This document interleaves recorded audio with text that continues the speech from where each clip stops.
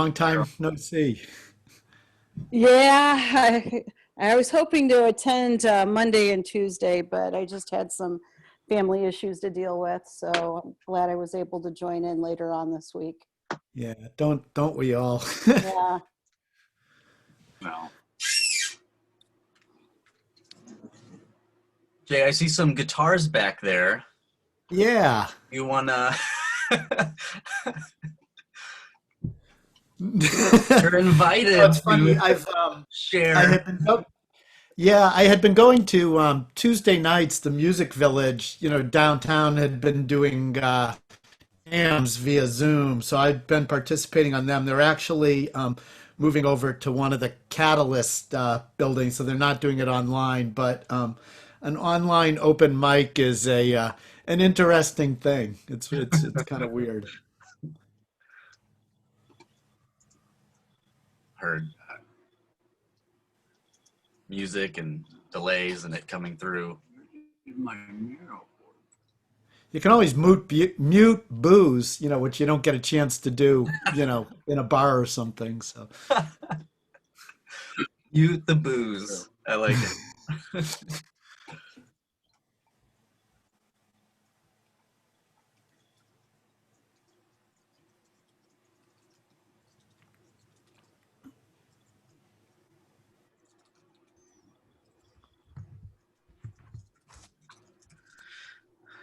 Uh,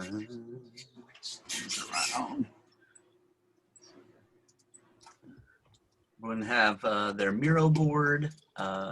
You're also invited to, here on Zoom, change your name and rename yourself your first and last name, and you're invited to add your pronouns as well. So to make sure everyone else knows how to refer to you while we're in the small group and in the panelist sessions. Hey, Cheryl. And Judy's on. Okay, Melissa, Ryan.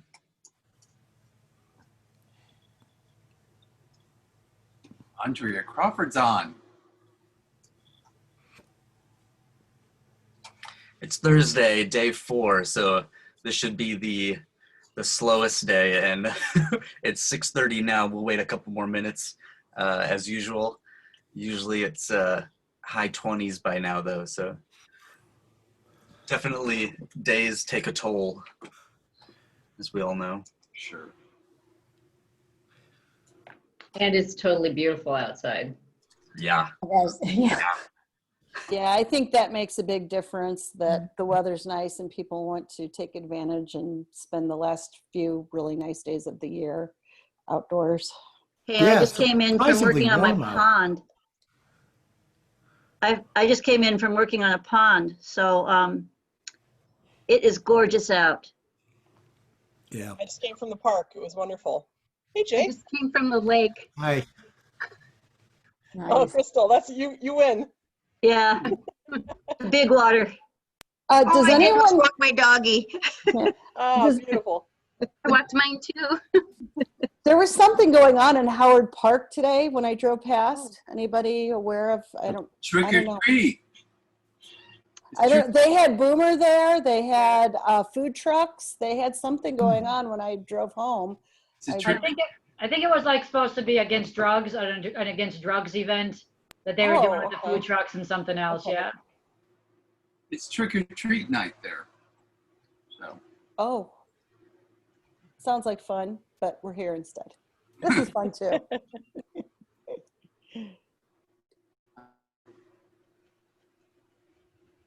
Kelly Hoffer, it's Judy Spiegel.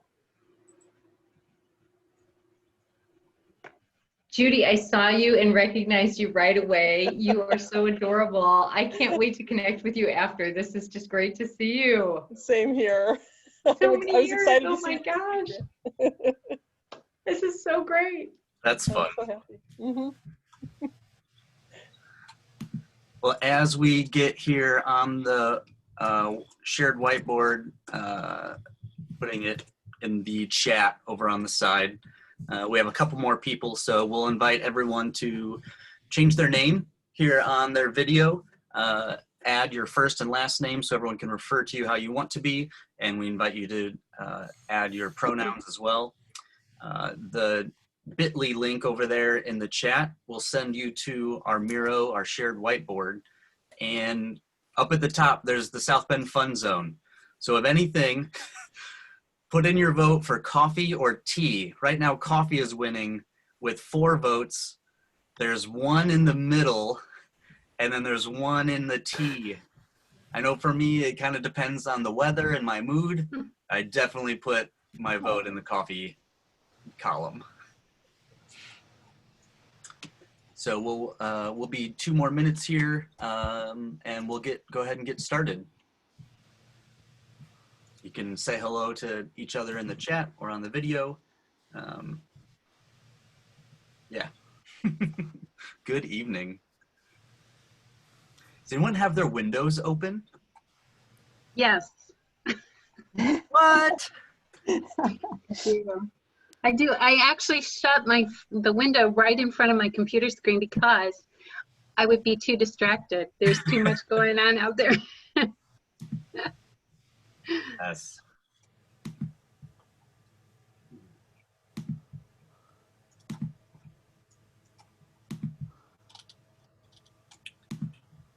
Shabir, are you putting coffee? Yeah, need some coffee.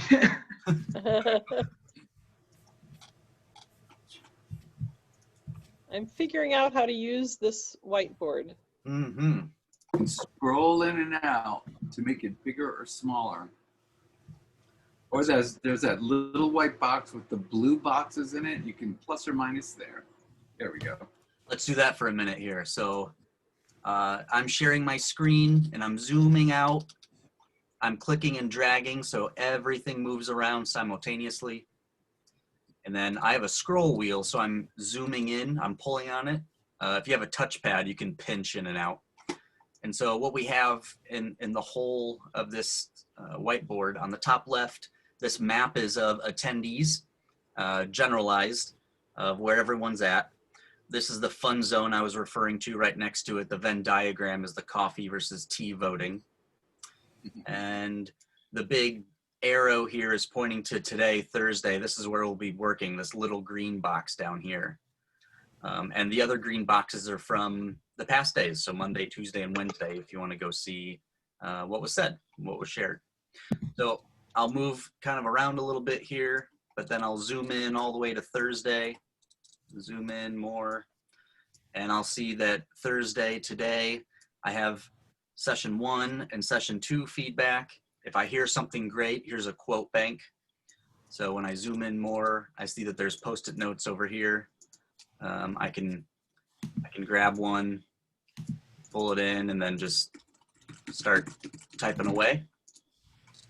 You can see there, you can start typing away at whatever I want to type in. And then if I'm in one of the sessions, I'm going to click and drag to come over here. And I'm going to grab one of these Post-its and pull it in. And then I'll, again, click in and type, kind of whatever feedback or question we've come up with in the session. That way, while we're in smaller sessions, we're simultaneously documenting together. And so same thing for what we're actually going to do. This is for session 1. And what we're going to do here, what we see for session 1. So that's Thursday. All the resources below will show. These are resources for today. If you want to look through those, you're welcome to.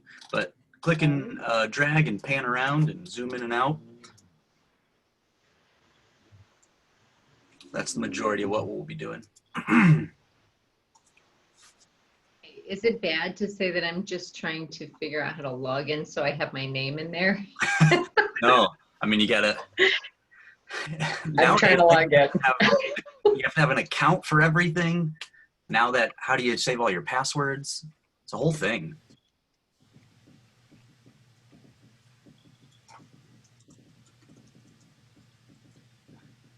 Are we all guests in here? I see a guest designer and Yeah. guest trailblazer. It randomly selects the persona you take on. Oh, I see. I wonder what I am. You can tell by. Oh, I that's just see a cursor. all right. And then, yeah, that's the cool part. You see everyone else's cursor and where they're moving and where they're working. So you can tell what the focus currently is of the group. That's like that game where you have something on your forehead, but you don't know what it is.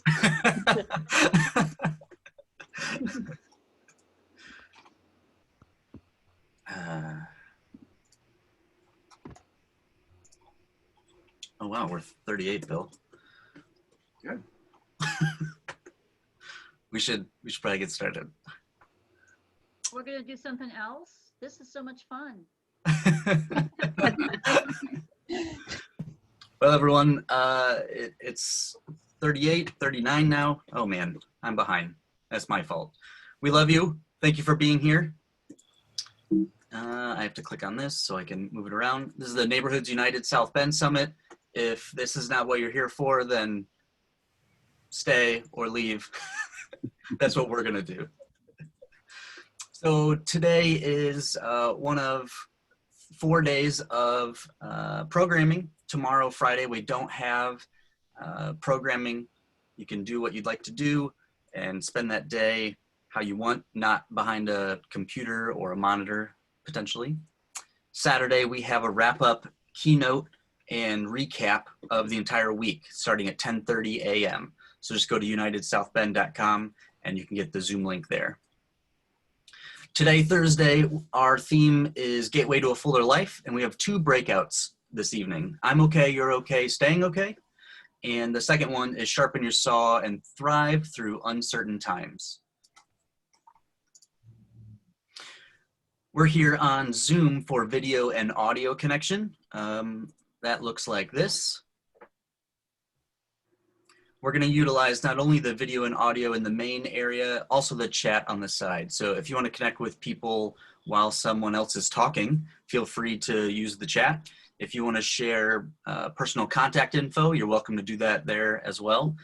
Just a note that the Zoom is being recorded, and we will cut it down to just the beginning and ending portion of the video, as while we're in breakouts, it only records the main session. We're also on Zoom, which the link to which is in the chat. Just went over that a little bit. So these green big box areas are where we're going to be working while we're in the panelist discussion and while we're in the small breakouts. And then there's a zoomed in view there of each of the sections for you to grab one of those Post-its, drag it over, and then change the text to whatever you're saying. We have a format and conduct talk we want to give you, 6:35, which we're way past. I want to do a welcome. 6:45, we want to go into panelist talk, which is in 4 minutes, so I'm going to speed through this. And at 7:30, we'll break into small groups, and at 8 o'clock, we'll do a recap. So while you're in the panelists, while you're in your small groups, we ask that you be documenting action items, because in that last 30-minute recap, we're going to go over and ask you to share back to the entire group some action items you came up with about the topics we're talking about this evening. So the focus is action. The discussions are to understand each other, and then the point of those conversations is to lead to the action we want to take together. And so during those conversations, we want to make sure that this is a safe space, so help us do that. We're going to solicit the improv method of yes and. So when someone brings something up and you know of a constraint or a requirement that's included, say it's something like, yes, and we'll also have to, or yes, and let's make sure we include. So we'll build, right? We'll build on each other's conversation, and that can lead to action. We're not here to fight or point fingers or talk over people. We're here to work together. So help us create a safe space by eliciting the improv method of yes and. I want to thank our sponsors for the event. South Bend Brew Works has the NRC as a longtime sponsor since they started, and they continue to support the NRC and its mission. And so we want to thank them. Their Beer for Good program is a monthly gift program. So the amount of beers people have, we get more money. It is what it is, right? Neighborhood leader sponsor is PNC Bank. They came in and wanted to support the event and learned of other programming we have and also supported those programs, one of which being the Engaging Youth program. So thanks to PNC Bank for recognizing the power of citizens coming together.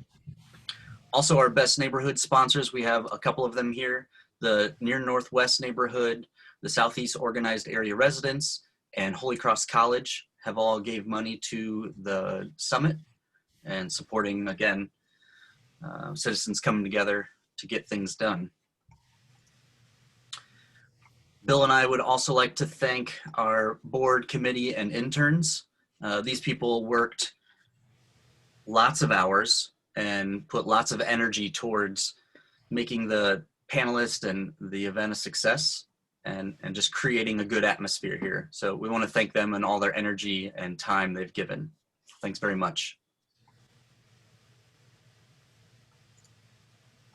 And lastly, we want to thank you. So all of you, it's 6:30, and like we were saying, or it's 6:44 now on a Thursday evening. It's a beautiful day, and you could be anywhere, and yet you're here. So we want to acknowledge that and say thank you for choosing this space and this time, and hopefully we'll make it worth your while and bringing about some real action. Tonight we have as panelists Shabir, James, Michael, Crystal, Colleen, and Kelly. All right, so we have 2 sessions and they'll be broken up into those sessions. These folks have either some experience or area of interest in our topics, and we want to briefly go over and mention these folks because in their panelist session, they're going to have an opportunity to tell you more about what it is they think about the topics at hand. And so we want to leave that to them and their experience because it's theirs and not ours. What else, Bill? I think that's it. I mean, we would like you guys to, you know, try to come up with solutions, actions, state an issue. So that's the whole point of the summit. I think we're ready. I think we're ready. I'm going to stop sharing. We're going to head into our breakouts. Bill and I will be in respective breakouts with you, and have a great session.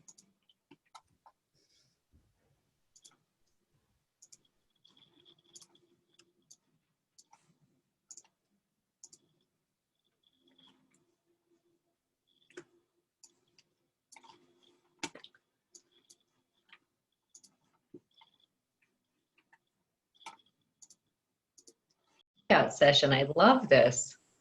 I think, Grant, we're, Yep. yeah, you're fixing it. The other one, right? Is this random? No.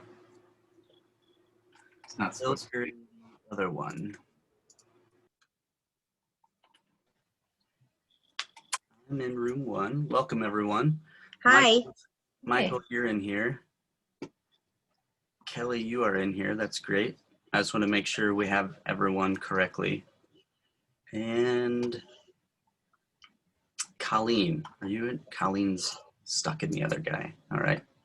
Well, welcome, everyone. This session is our breakout session 1. So we're here on mind, body, and soul, how to identify mental health and some of the day-to-day challenges of practice that we would use in order to sustain our day-to-day. So we'll go ahead and have our panelists give their 5 minutes. And Michael, I think I said I'm going to start with you, so I'm going to keep to that. Okay. Take it away, sir. Tell us about yourself. And, yeah, you know, sorry. That's great. My name is Michael Baxter. I'm the owner of East Race Muscle. It's a training facility here in South Bend. I am also the, I guess, owner and purveyor of a training system called the Manifest Iron, which is also a podcast that I do as well. The podcast is usually, it goes beyond strength training and fitness and more into the mental health aspect of keeping ourselves healthy and manifesting our dreams and our goals into reality. I try to incorporate that as much as I can also with the facility itself and the people that walk into my facility, and helping build them to see themselves as the strongest possible version of themselves. So it's a little bit about me and the facility here in South Bend, and I appreciate you guys having me on. Yeah, tight. That was a solid minute and a half. Thank you, Michael. I was worried about 5 minutes. Kelly, go ahead. All right. I think I'd like to tell you how I got here, and briefly tell you that I was in a pretty volatile marriage, and it was really violent, I guess. I have 4 kids, and 2 of them were addicted to heroin, and it was really, there was just no peace anywhere. And we got divorced, and he ended up he shot himself in front of the family. And so it was really, I call it walking through the valley of the shadow of death. And today, though, we are getting along great. As soon as we're done here, I'm going to go out to dinner with them. And, so the thing is I changed, and the whole family followed me. I mean, there was no peace between the 6 of us. And I studied holistic modalities because church didn't work. I was going to daily mass.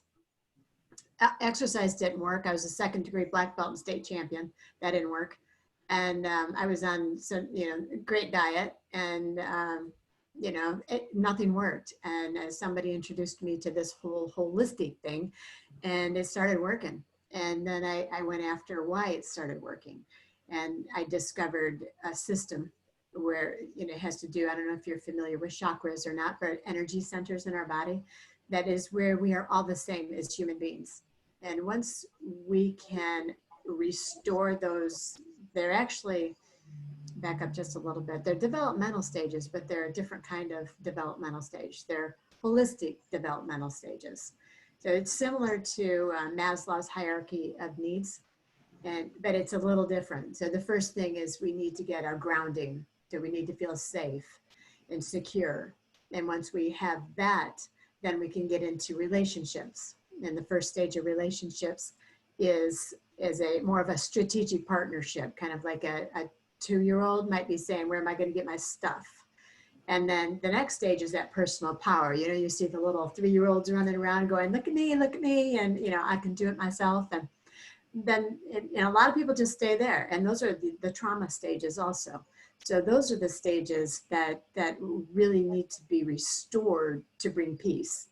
And I did a lot of work because I had my own childhood, which is why I ended up in that marriage. And so once I healed those, I started emitting a different vibe, and my family responded, and they started healing. And it took several years, but we are just a peaceful group now, and we get along fantastically. And there's other stages of development. There's actually 7 of them, but the ideal is to get those bottom 3 restored, and then we can open up the heart center. And that's when we start to notice that there's other people in the world, and they have ideas, and we have ideas, and we can have an open exchange. But if those 3 stages below that aren't ready for that, then it is never going to happen. So that's why I really focus on that trauma restoration of those 3 early stages. So let's see, 3 minutes and 20 seconds. I got my timer going. I started a private practice. I became a Reiki practitioner. Yeah, I see. I'm not watching. I became and I'll try not to ramble. I became an energy therapist, And I started and it's just like a deep relaxation, which pulls you out of fight or flight, which is part of that trauma restoration thing. And so I do that. Now I teach and train people to do that too. And like we were talking earlier with Michael, I do the same thing where I just, if you can pay me, great. Here's the market value for what I do. And if you can't pay me, that's fine. Some people tip me great and I don't really care. I'm here because it makes the world a better place. So, all right, 4 minutes, I'm good. All right, Kelly. You're up. Okay, timer set. Hi, everybody, and thank you so much, Grant, for inviting me to be part of this panel. I was just over the moon to be talking about my personal journey. I am the owner currently of Kelly's Green Living, which really I do moss art. If you've been to the Lauber, you've seen some of my bigger works. I have some pieces around town, but I'm really just getting started with that. And that all came to be because of the work I've done on myself over the last, I'd say, lifetime, but really intensely the last 3 years. And so I'm, a person who is an example of what it looks like to change your mind and change your environment, much like Colleen was talking about. I just changed my mind about how I was going to view certain things, and my environment followed. These are, not new practices. I listen a lot to Deepak Chopra. I started with that. I started with meditation. I started with Oprah has a lot of really good interviews, just listening to what successful people were doing. I find myself really at a turning point. So I kind of had the luxury of time, but I was in a very big transition period. So going from corporate to run for other people and do my job just 24/7 and burn myself into the ground, where really when I started the work, I almost couldn't meditate because I would fall asleep. I couldn't meditate sitting up. I had to lay down and I would fall asleep. I was exhausted on all levels. And so I think it was 2016, I went out to visit my daughter. And when I got off the plane, I felt really sick. And I thought, oh, geez, I must have ate something bad. Well, in the next 3 days, I was having an emergency appendectomy and I couldn't go anywhere. I was stuck, oh darn, in Boulder, Colorado for a week because I couldn't fly afterwards. And, I pride myself on a person who's never had a surgery, right? Like I was so just, how did I get here? Kind of questioning everything that was happening and just kind of wandering around Boulder like a wounded person, trying to figure it out. And that really put me into the mind of, okay, this isn't what I meant. I shouldn't be exhausted. Why do I this is happening to me right now? And let's go back and just pan back and see if we can find out what happened. And so that really started a journey for me of just constantly searching. And I would say I've always been interested in self-help since I picked up a book when I was 19 called What to Say When You Talk to Yourself. I found it on a friend's bookshelf and I was like, what do you mean? You mean other people have that voice in their head and they're talking to themselves? I didn't even know that was a thing. So, just going down the road of and then I read The Road Less Traveled. So I would say that I've always been a person who is open to change and figuring things out, especially coming from my family environment. My parents married and divorced twice, each other, and then went on to marry and divorce other people. It was a chaotic life growing up, but I would say all of that, all of that past experience that you have or wherever you're at just brings you to your point now. It's all building on yourself to be who you are, and there's so many lessons in all of it. And so yeah, I'm really looking forward to sharing kind of the revelations and I would say manifestations, absolutely, who I've been listening to in my daily routine with everyone. And any way I can help, I'm super excited. Thank you so much. Thanks, Kelly. That was good. Thank you. We're still within time. So we have now we have half an hour where the rest of us would like to pose some questions or topics or what have you, and have the panelists respond and kind of chat amongst each other. Even if you have things you want to talk about or bring up or information that you want to share, and then we all will then know about those things, that's fine too. But the next half hour is for the panelists to kind of share and have that discussion in front of us. So here we go. I guess the practice. So Michael, I guess the practice you're saying about the podcast of, I know there's a lot of ways or things. It's almost like a diet, right? It's not they all work or none of them work. It's what works for you. I'm guessing you have some insight there as you have a process you're pushing forward. Yeah, so most of everything that I guess I've developed or the way that I approach things are all based on my life's experience. I dealt with quite a bit throughout my life, and I think I never really major and internalize most of everything I went through in life until about the age of 30. And then for some reason, life, to 29 seemed, generally easy and carefree. And then kind of smacked me in the head for some reason a little bit at the age of 30 until, 36, where I kind of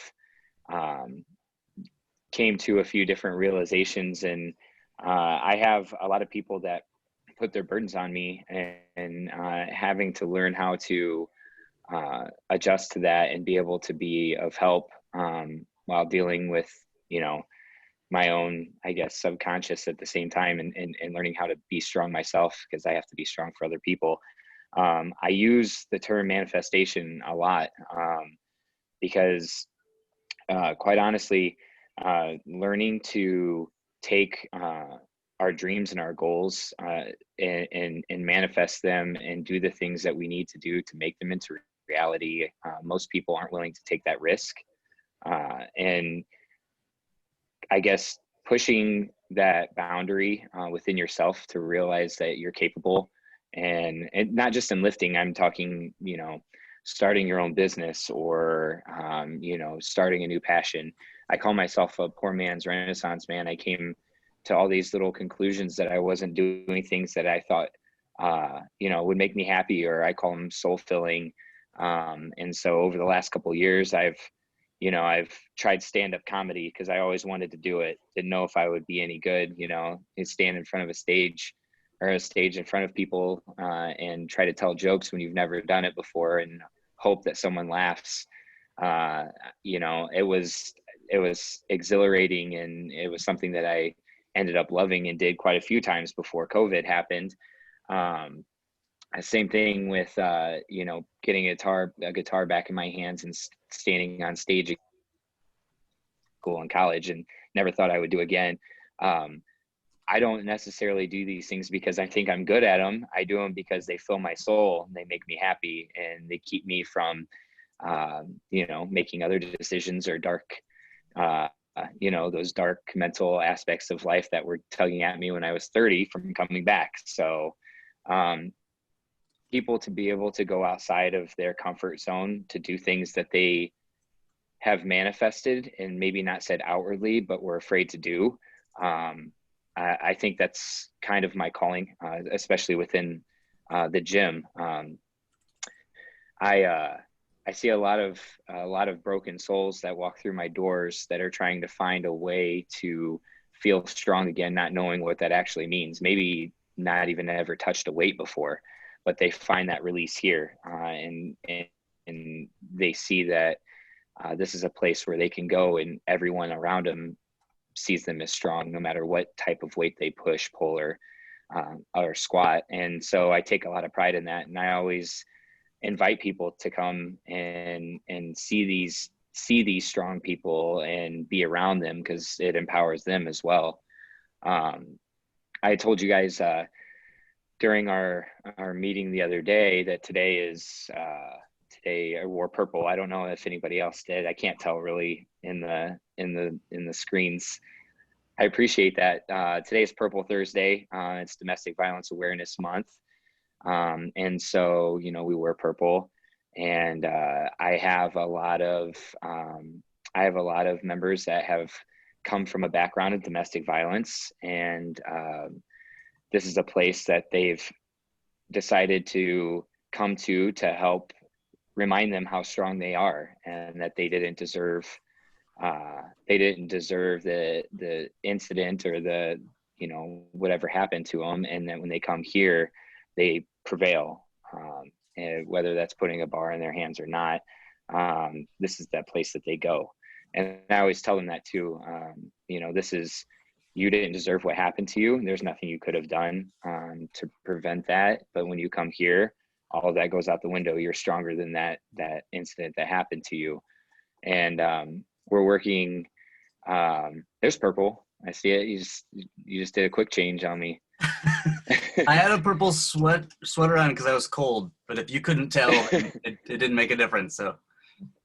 Yeah, and so like right now, that's kind of our focus. Actually, I'm at my facility. I'm doing this in my podcast room now, showing off paintings from my members that have painted for me over the years. But the Family Justice Center is actually here right now, talking to my members, spreading awareness, letting them know that they're here in the community and what they do, giving them another source, a resource that you know, that provides services for these you know, women and even men that are victims of domestic abuse. So that's just a small little. I deal a lot with veterans that suffer with PTSD. It's something that a lot of them don't know that they're struggling with until they've hit rock bottom. And so once again, when they come here, it's not a counseling session. It's a session of putting the iron in your hands and proving that you're stronger than the dark thoughts that come in your head. You know, unfortunately, I've been in situations that I haven't been able to save people. And you know, I wear I still wear their burdens on my sleeve, even though they're not with us anymore, or taken their lives, or you know, decided that it wasn't, you know, that they weren't strong enough. And so those are the type of souls that still fuel me to doing what I'm doing, because not everything is black and white. Not everyone will share the darkness they're going through. So the only thing I can do is continue to push them to prove to them how strong they actually are.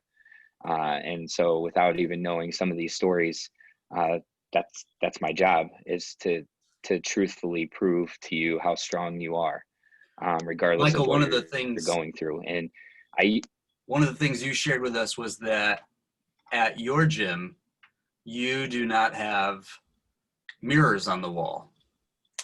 And Correct. you told us that's because what you're doing is putting images in their head of themselves in strength, not in their body image that they see in that mirror.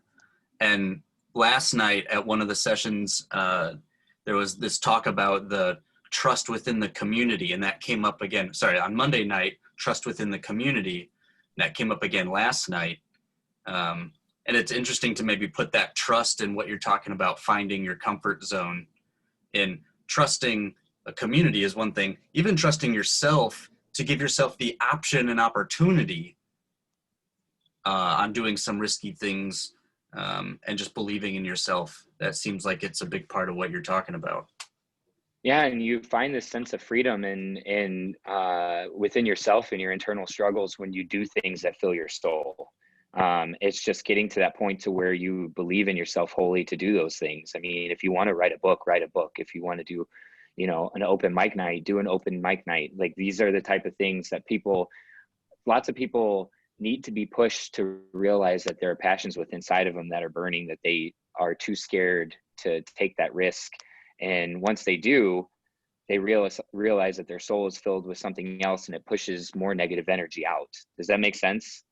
Yeah. And even like I said, I've taken the path of powerlifting because powerlifting saved me. It saved my life. And so, you know, I built this place, and I often, well, if nobody came here, I would still be here. So if there was not one human being that walked through that door, I would still be here, because it saved my life. And quite honestly, I use this a lot, but I always tell people, even these people that struggle a lot and come here and seek me out to help them grow stronger, when they're having a bad day here, because of outside, you know, circumstances or things that have happened that have ruined their day, I always remind them that the iron does not care about your problems. If you're having a good day, it still acts the exact same way as if you're having a bad day. So you have to leave those things at the door, because otherwise it's relentless, just like life. Colleen, what about that energy transfer of the negative and the positive, and creating space to give yourself, I don't know, permission to try new things? That's what I was thinking about when Michael was talking. It was like, how do you inspire them to have the guts to let that go? And when I'm working with clients, I describe it as we have this inner divinity inside of us all. And some people think that they're bad, but when I tell them you have that inside, they know they do. And they recognize that and say, here's the problem. It's surrounded by all of this gunk in our atmosphere that has landed there for whatever reason. You know, maybe it's your soul purpose, and each one of these things is a lesson for you. So I encourage people to embrace those things and to clear them out of the way so that light can get out, and so their inner divinity can shine. And then they start waking up to, hey, you know what? I think I'm going to do this, or I'm going to do that. But, you know, like Michael working with people, I remember when I started lifting weights and I started to see a little muscle tone, I'm like, hey, you know, that was pretty cool. And so, you know, to see something like that, see a little evidence, then, you know, it helps them bust out of that. And when they start clearing that, just knowing the pathway out, or that there's actually a system and they can navigate it and get through that is very helpful, just the knowledge of it. And then they maybe sleep better that night, or they don't react the way they normally react. They say, you know what, something happened to me last week and I normally have a complete meltdown, and I didn't melt down at all. I couldn't believe it. You know, so they start growing in resilience, and so they can break out of those comfort zones that Michael was talking about, and feel comfortable being uncomfortable. And then it becomes a thrill to be uncomfortable and doing fun things uncomfortably. Does that answer your question? Yeah, the whole, discussion topic, right? It's so individual. It's hyper individual, hyper unique. Yet there's these patterns that you can almost trace, almost like a trail you're following, where it's not the same, right? It's similar. It's how your past experiences relate to this path forward. Like, it's not right or wrong. It's just you. Mm-hmm. So, man, hearing from you that there's just all these things that you just get to deal with. It's literally only personal. You get to deal with it. And the sooner you live like you get to deal with it. And it's like, wow, I get to deal with this. And man, God thinks something really special of me if he gave me that to deal with. And it's like, every once in a while, I'm like, could you lighten up on the compliments, please? I'm good. You don't need to feed my ego today by giving me something that is insurmountable. Thanks. Kelly, maybe what are some of the things you've seen around town in relation to kind of dealing with, in addition to at Green Drinks, right? Or in the projects you're doing, and people dealing with these sorts of day-to-days? Right. Well, I just want to kind of shift it a little bit, because one of the things that and I appreciate you bringing up green drinks, because I've been organizing green drinks for a little over 3 years, and I'm just love South Bend Green Drinks. If you haven't had a chance to get out, I hope that you can. You know, with this COVID thing, it's getting a little crazy, but it's a sustainability international phenomenon where people meet to just talk about sustainability.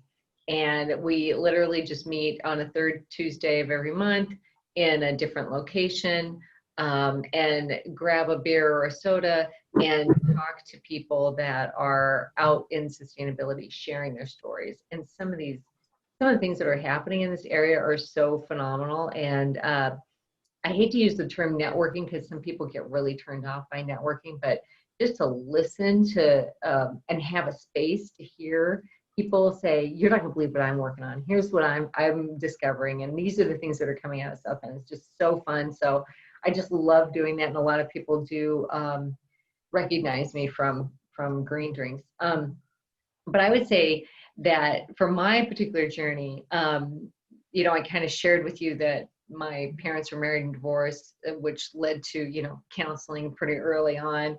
And so as I moved through life, would find a different counselor or someone who would listen to me talk about my woes.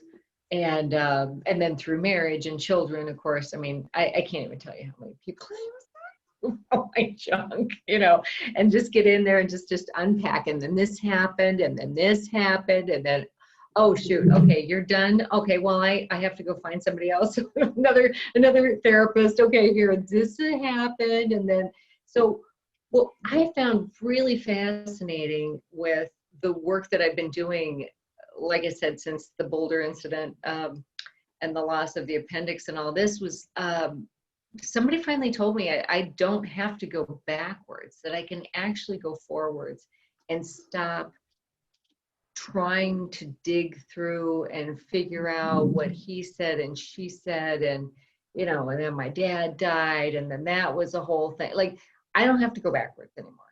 So what I've been focusing on is just going forwards, which is the most fun. And I think the biggest loss of our humanity is that we are talking about what happened yesterday all the time. I mean, it's what we talk about. The only thing that really mostly people talk about forward thinking is if they're going on a vacation or the weather, you know, well, tomorrow it's supposed to snow, so there's that, you know. I mean, we have so much potential and possibility in the future that is just untapped and underestimated. One of my favorite quotes I wrote down, Einstein said, the intuitive mind is a sacred gift. The rational mind is a faithful servant. And I think that is exactly where we've all been in the rational mind. At least I know I was. You know, if I couldn't get a grade, get a degree, you know, be that person in that job, performing at whatever level, I just didn't have any self-worth. And so to think that we could be intuitive, which to me means, you know, visualizing a future, creating something new, thinking of yourself in a different way, not looking at yourself as today, but how you want it to be. And to some people, and certainly to me, it sounded like a fantasy, you know, because I'm over there thinking, but wait, I got to figure out A, B, C, D, E. How am I supposed to get there? Forget about how you're supposed to get there. Just start thinking about what you'd love to see happen, whether it's a relationship, whether it's more time in your life. You don't have to figure out how it's going to happen. You're basically just fantasizing and daydreaming about the future that you want. Mm-hmm. Really, if you're in a worry state, this really can change the way you view things. And so thinking about how your perception is of where you're at right now as a futuristic experience, now you're, you know, you're kind of just living it in a sense in your mind, and your brain doesn't know the difference. Frankly, I mean, Colleen and I were talking about Joe Dispenza. If you haven't been turned on to Joe Dispenza, this is not woo-woo. This is hard science. There's a ton of research to support it. Your brain does not know the difference if you're running a mile or you're imagining yourself running a mile. So when you start fantasizing about the world that you want around you, you know, be what it is that you want to see, there's merit in that. And so that's where I just started spending a lot more of my time. So instead of coming back and saying, I got to go to a therapist, I got to go to a marriage therapist, I got to talk to somebody about my kids, you know, I just didn't do it. I just thought, no, I'm just going to really think about how I want it to be and just change that mindset. On that process bent, I guess, Kathy in the chat asked, do you feel like, and this is to all three of you, obviously, so do you feel there's a natural healing process people need to go through? I love, Kathy, that you're asking about process. It sounds like so much of it is the methods along the process that relate to what you're dealing with. It's not this process or that. Again, it's not a diet. You know, all diets work. It's what diet works for you. Right? Like, as long as you're taking away more calories than you're taking in, it should work. Which pathway though works for you and your experiences? Maybe each of you can talk about whether we're all going through a natural healing process individually. The reason I asked that is because I lost my husband 2 months ago, and it was Kathy. Thank you. It was, you know, we knew it was going to happen. He had terminal cancer, but it was a hard road for him and me. But it just seems like I just keep telling myself I have to find a new norm. I have to find a new norm. I have to do, you know, it's okay when I'm at work, my mind is occupied. But as soon as I walk into the house, it's an empty house. It's, you know, I have my little doggy, but it's, you know, I had that routine as soon as I walked in, what I did. And so you know, it's very, that's when I get emotional. I think, what do I, you know, what I need to do. So is there a time where that's going to eventually heal, or do I need to really focus on getting a new norm? So I mean, I'll throw a little bit or my 2 cents in. So that's how long were you married? 27 and a half years. That's 27 and a half years of habits and your lifestyle being, you know, pretty much the same, correct? Yes. The day in and day out. It's one thing that I preach a lot to people that I have. It's a different scenario than what you're going through, but I think it would be applicable, is that you are with you for the rest of your life. You are with you for the rest of your life. So I think this is a good turning point, a good growth opportunity for you to learn more about you without your husband, how you can learn to love yourself more, learn some of the things that might have been missing in the time that you get to spend by yourself now. Like, what makes you tick? Write them down, make a list. It could even be something that you've always wanted to do, but you haven't had time to do, or something that was, oh, I thought I could do this maybe 10 years ago. Well, now is that time.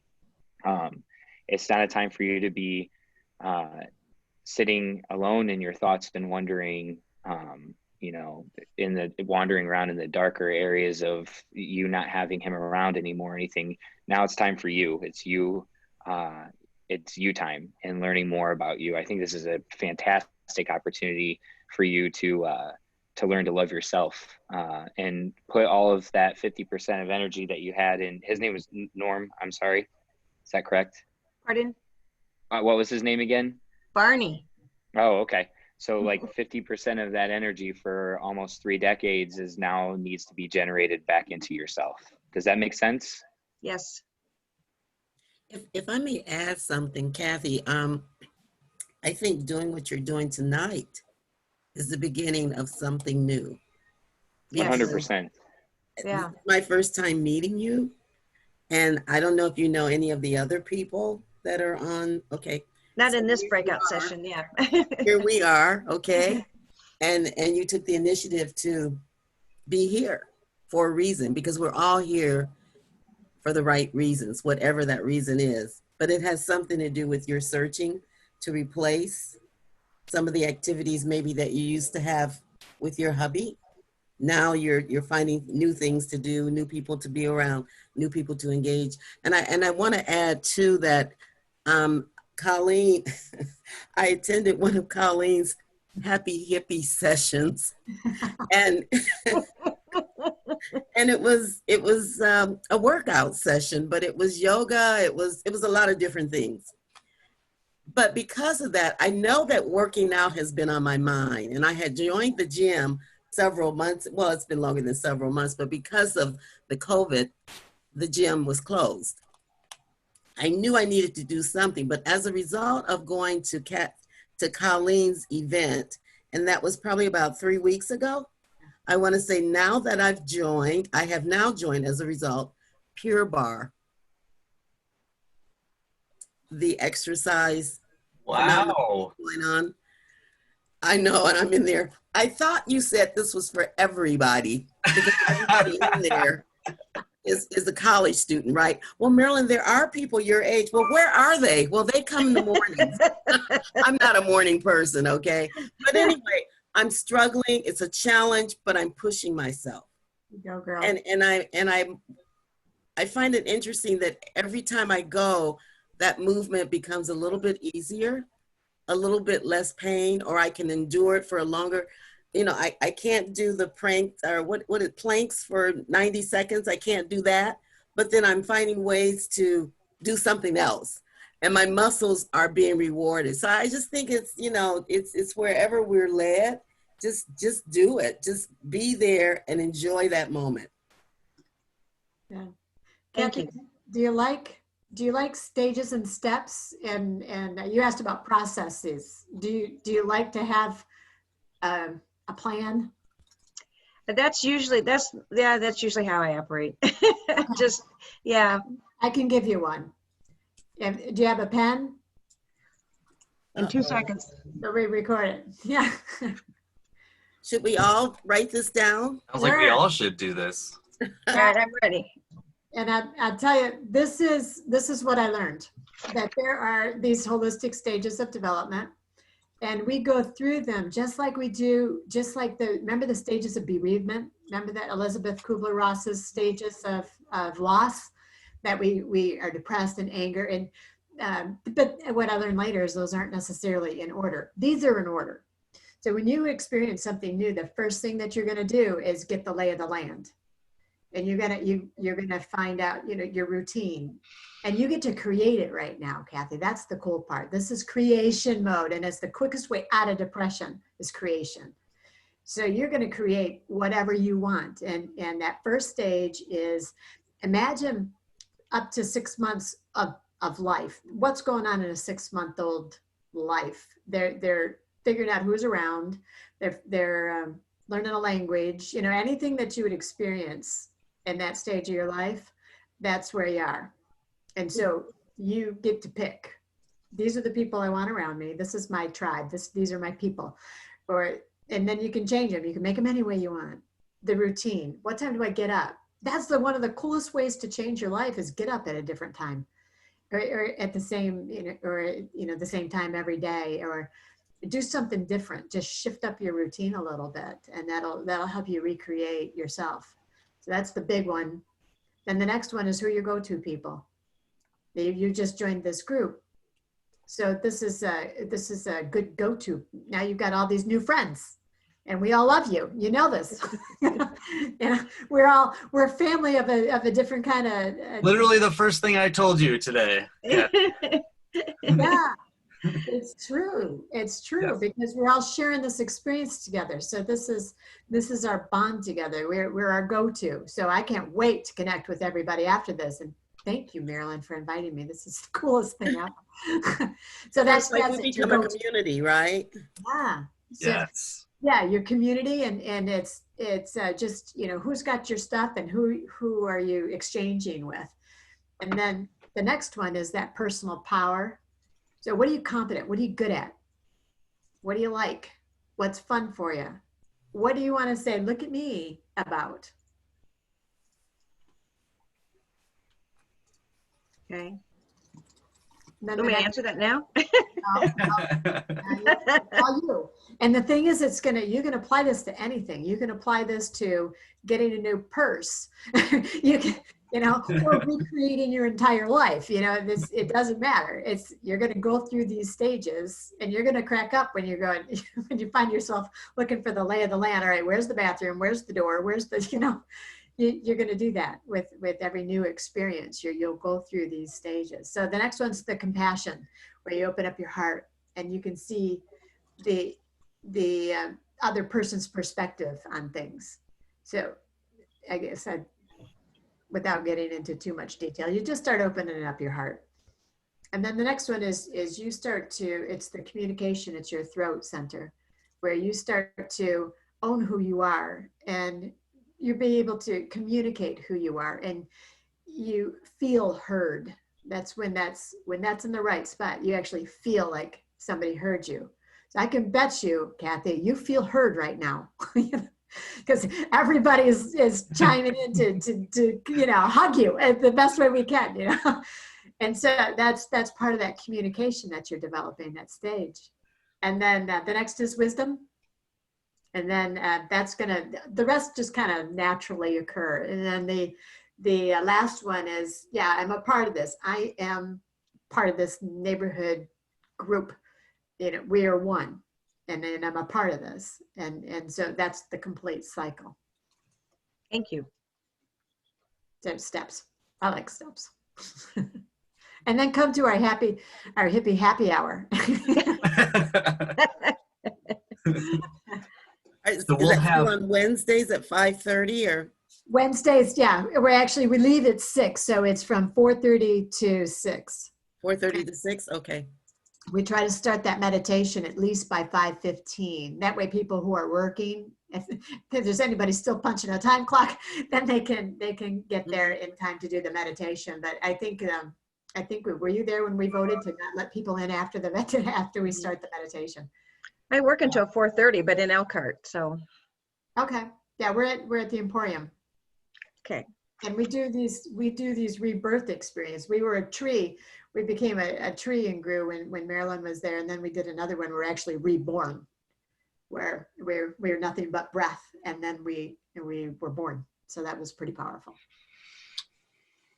What I'd encourage us and this group to do, we're about to break back into the smaller groups for half an hour, is to take the essence of what we've started here, and I guess in something like a process, or Marilyn, like you're going to a gym, or when we go to a new place or try a new thing, that to me is like, how do we get more people to do that, or to get hip to that as an opportunity to get through whatever they're going through, that sort of action item. Maybe that's the charge I'd give this group to in the next half an hour, what we can do about those positive things that are going on around us, maybe getting more people connected to them. Mm-hmm. Sorry, didn't mean to take up the whole time. Mm-hmm. Oh, it was beautiful, Kathy. Thank you for sharing. It was good. Thank you. You're welcome. All right, we'll see you guys in the small groups.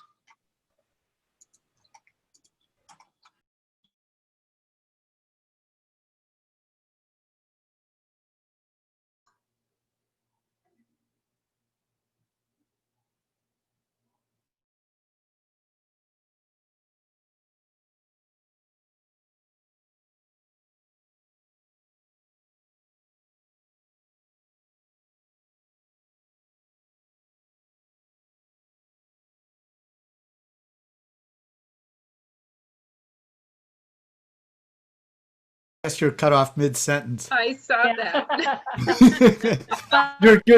you're just getting rolling too. Just getting going. But Crystal, I do agree that I think it's a community teamwork that does take place to solve any problem, whether it's the employment or any of the issues.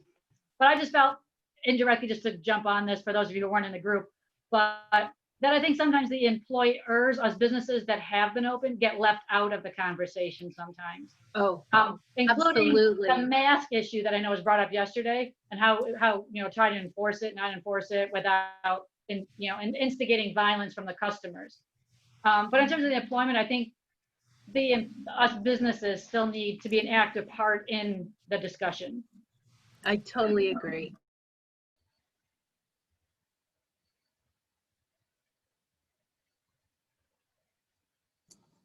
Kathy, it's just you in here.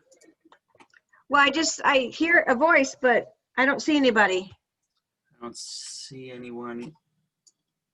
James, Andrea. What's going on? Let me get out of here and send them in. All right. Grant is here. Hi, James. It's nice to see Hey. you. It has you in a group. It just didn't do its job. These computers, someone's got to figure them out. Spotlight. What is this? Is a new one for me. So I literally have you in a room. I don't know what that's about. All of you are already in a room.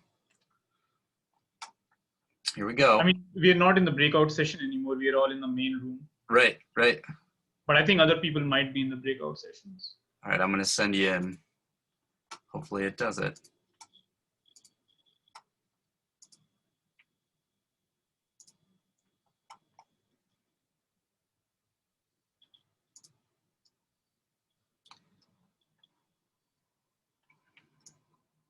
Hey, where are you? Oh, there you are.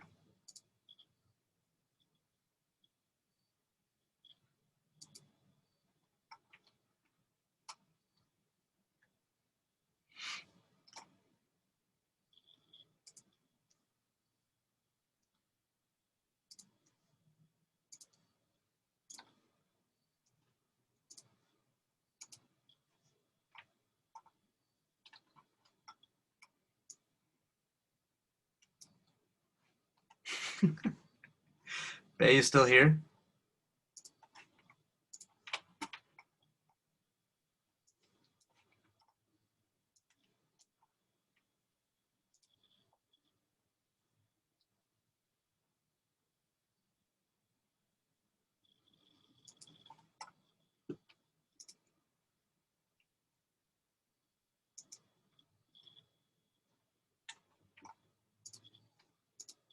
Were active outdoor people growing up. And, you know, I finally met someone who said, oh, you're the one that really doesn't like it here. Yeah. Oh, I remember hearing about you. I mean, that's how like people were talking about me. I was so angry about being here.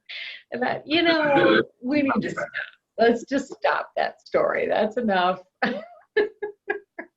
So yeah, I'm just happy where I'm playing.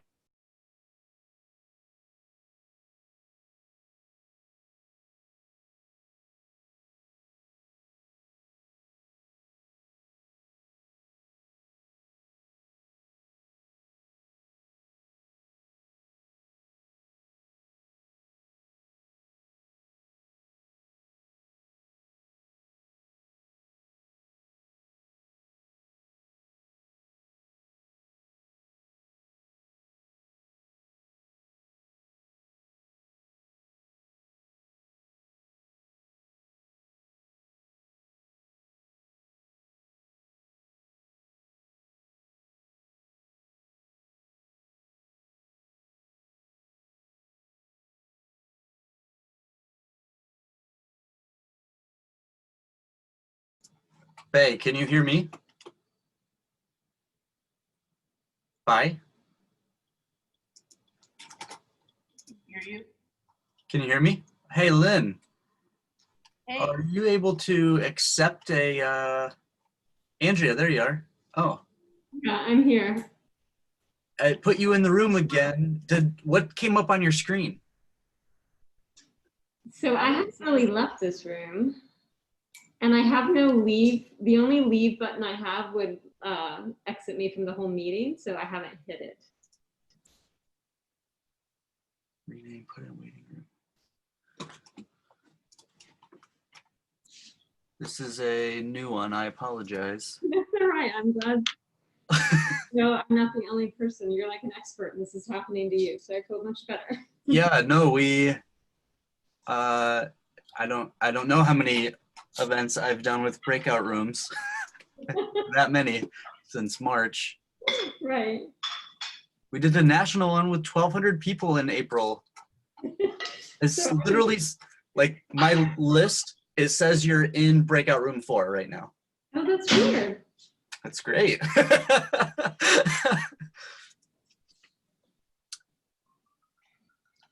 You don't have a, does it say leave room?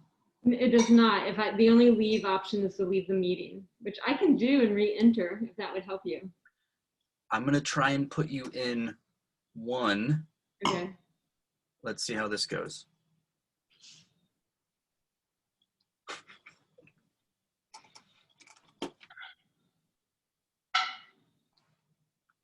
Did you get your account? I did, yeah. 3? Nope. Mm-mm. Bai's the same way. So you and Bai Lynn got in.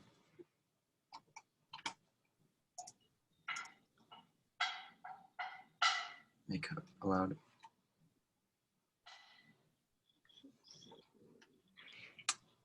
I'm gonna put you in the waiting room and bring you back out. See if that sets something different. Okay.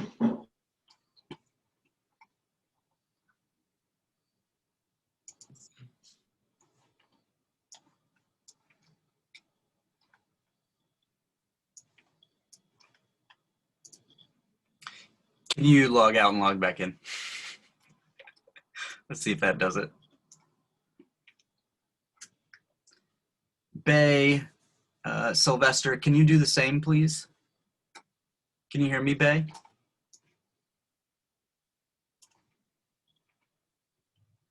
I can see that your video is on, Bay.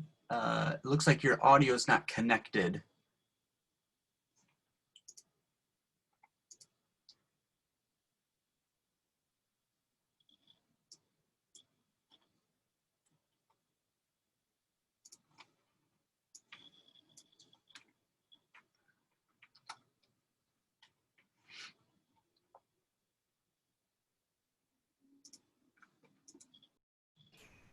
It's not been that way for everybody. I know that.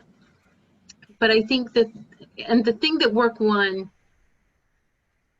yes, we help people get jobs. Yes, we help them figure out what kind of training they need. Yes, we help them. But the thing, if you ask any one of my team members, what is the thing that we give people more than anything else? They will all tell you it's hope. That's what we give them, is hope. Yeah, there's a job somewhere out there for you. I know there is. We may have to tweak you, play around, you know, treat you like a little Play-Doh person, but we're gonna get you there. It's, and you gotta stay. And what I do and the people I see and the different demographics and races and everything else. And one of the things that I have taken a lot of my pride in is I'm very diplomatic in keeping the community pulled together. So when something happens, we need to remember that the goal of the media and politicians and everything else is to worked at the University of Notre Dame. So yeah, just a lot of different hats, and now I'm in my happy place. So whatever that means. But I was also reading what Howard was writing, and so it's supply and demand. So that's, you know, that's a hard one for Bristol and my area. But, you know, one of the things that we were talking in the most previous thing we were in was to take a leap sometimes. Yes. And sometimes houses you wouldn't think of or neighborhoods you wouldn't think of can be extremely pleasant. You know, people think, I mean, I live right just west of downtown, right there. And to me, it's the nicest neighborhood possible. Nothing's ever happened to me, and so forth. Where things have happened in South Bend and they never happened in New York. So it's not that safe a city, but the idea of buying a house for $1 and moving it was outrageous, but someone took me through all of the loan places. None of them wanted to see me, and everything else. And finally, you know, just by taking the help that was available And of course, I had the advantage that everybody in the neighborhood was doing the same thing at that point. And it is Mhm. not the result of everyone's judgment. Mhm. And so we have to show that we're still united as a city, because at the time also the media tried to pull us apart as a community. They would show distractions on, different I guess, marches on the police station and stuff, but they would only show the negative side of it, not the peaceful side of it, the side of all of us uniting together. And so I'm, as far as a call to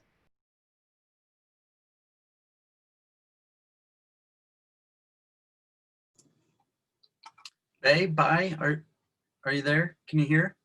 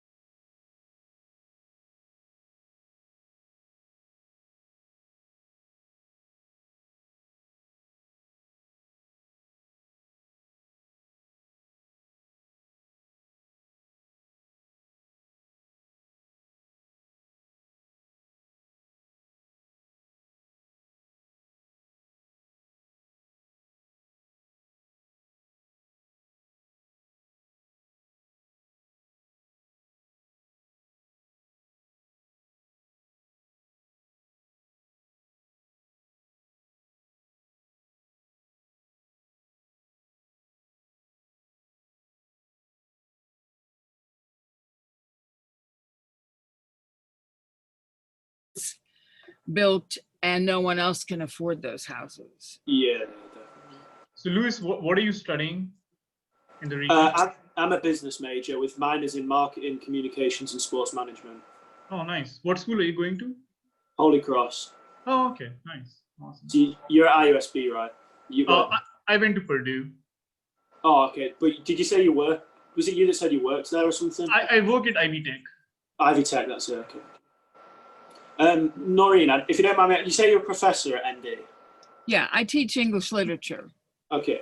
So they kind of asked me when I first jumped on the first breakout session, like my thoughts on online teaching. Obviously, when we went to that in March, what was it like from a professor's side of things?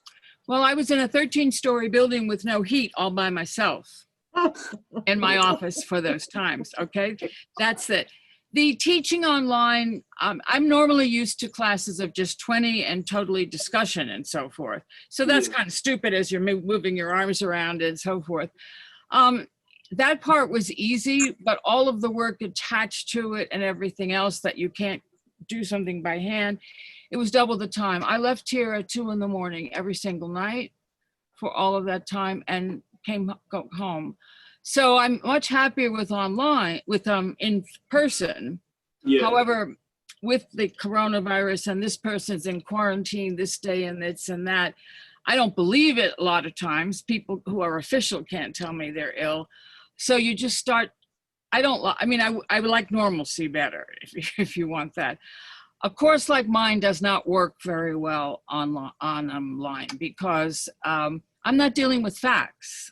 I want to be able to say this, although in my face-to-face teaching, I can't hear them because the place where we are, the mask prevents it. So I'm saying, that's really perceptive. Jim, what do you think of this? And going on, but I have no idea what they said except in written work.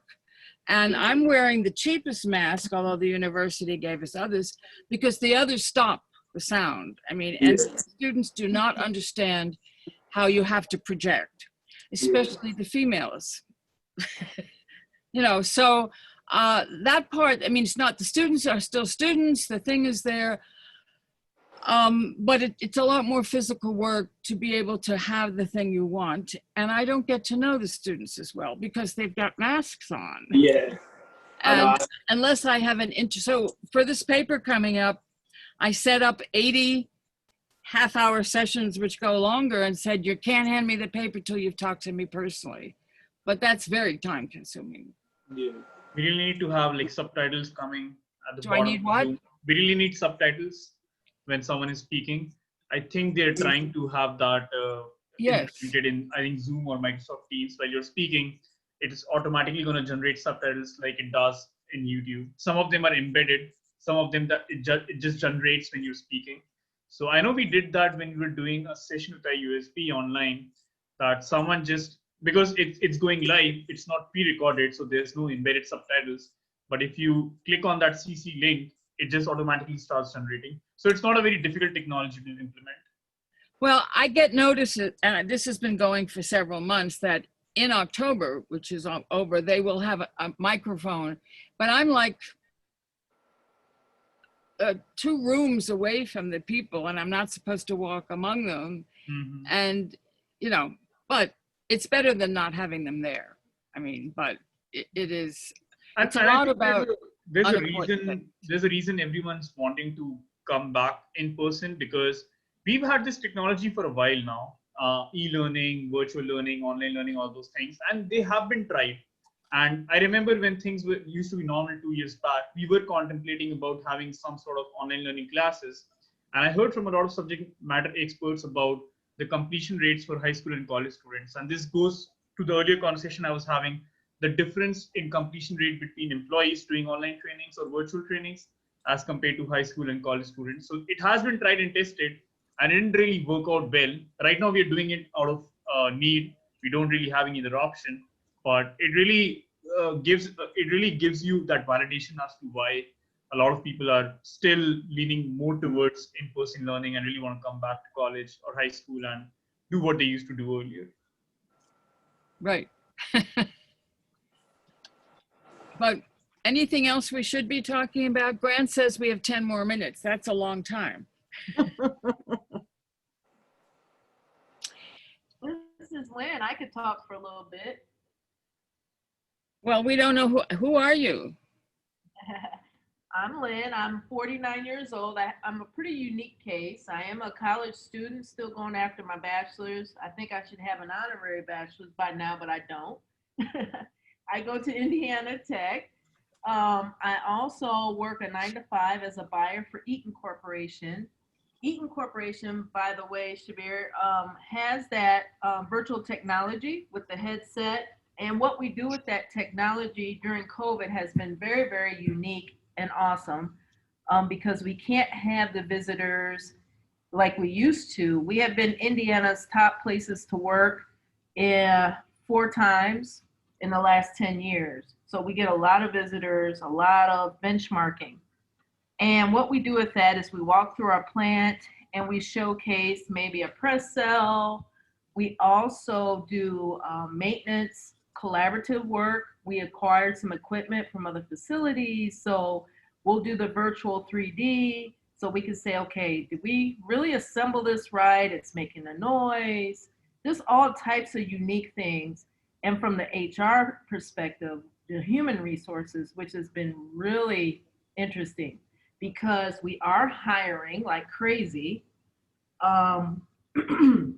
It's a great place to work. We're worldwide. We have 88,000 employees worldwide.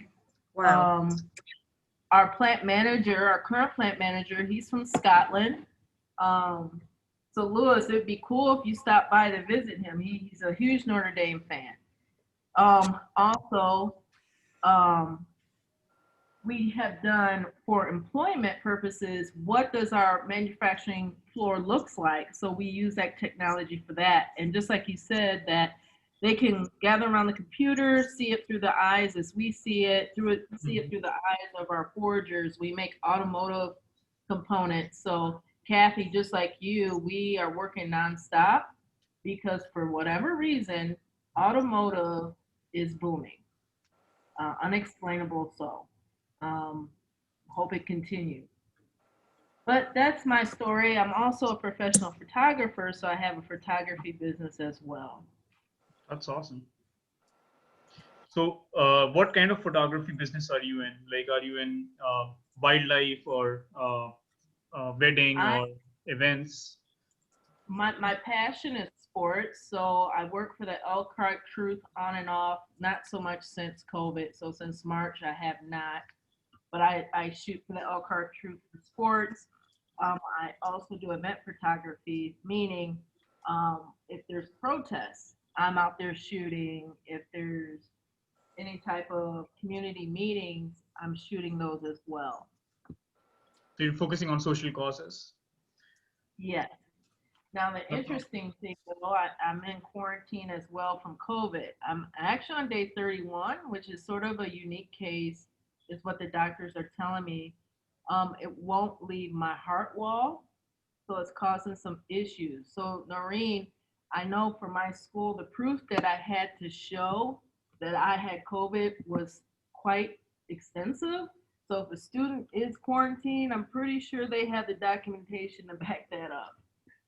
Oh, but I know that some of them are just not finishing the work they did, and they're not going to be a detective on that situation. Lynn, I want to add to what you were saying. The robotics team, I help with First Robotics, whatever.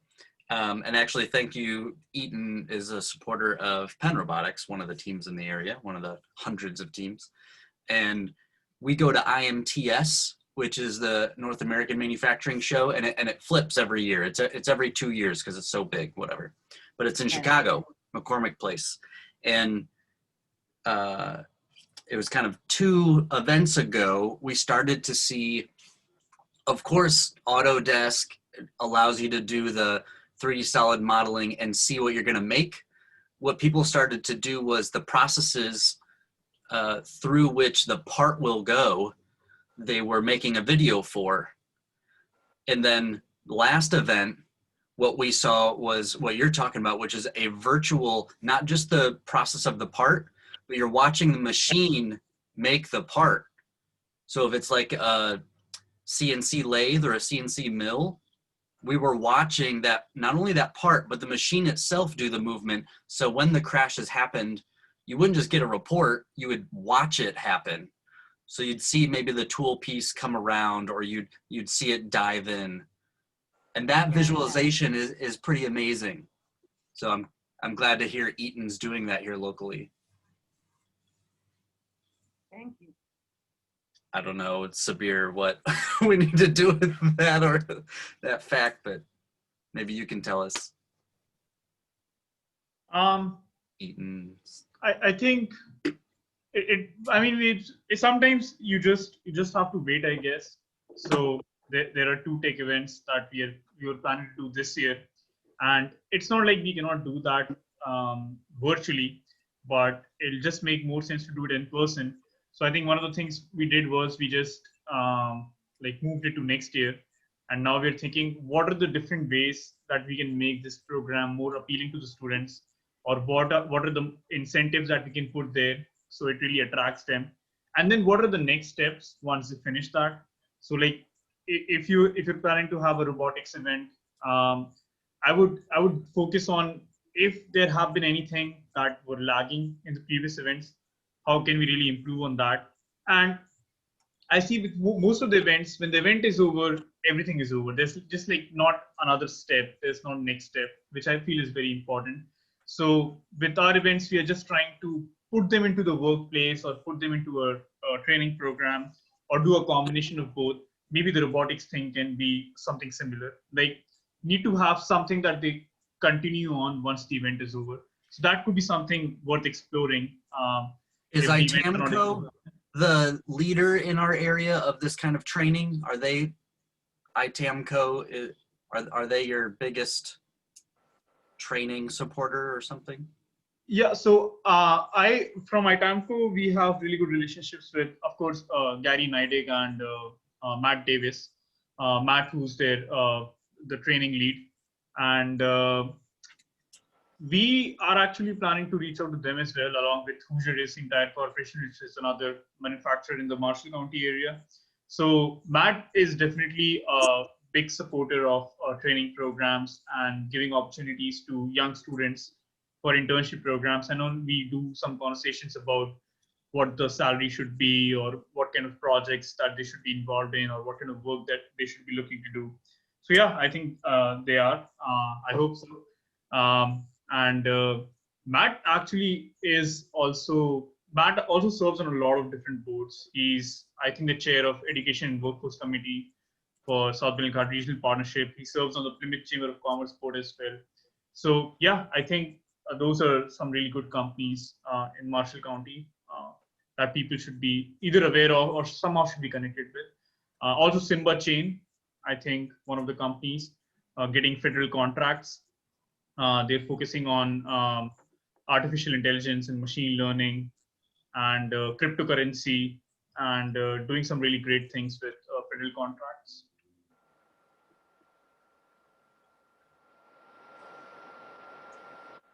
So Lynn, potentially Eaton connecting with Shabir can allow those sorts of things that you're already talking about, hiring so much. Like he's literally got a pool and best practices. I know we have a lot of mechanical engineers who really struggle to like find jobs. So I think Eaton Corporation could be a great place for them. A lot of students from Purdue and IU who I have really good relationships with, because Purdue is my alma mater and I go to IU for a lot of events. They all have families here in the South Bellingcat region and they want to come back, stay here. So mechanical engineering, I don't know, Lynn, if you hire in that area or not. I'm assuming you do because automotive. Absolutely. We were a huge partner with Purdue for hiring students once they graduated from the School of Engineering. So yes, we are looking for engineers. We're looking for, from an Ivy Tech perspective, people to work our CNCs and program CNCs. We have a big loss coming up with retirement. So we're looking to hire for that as well.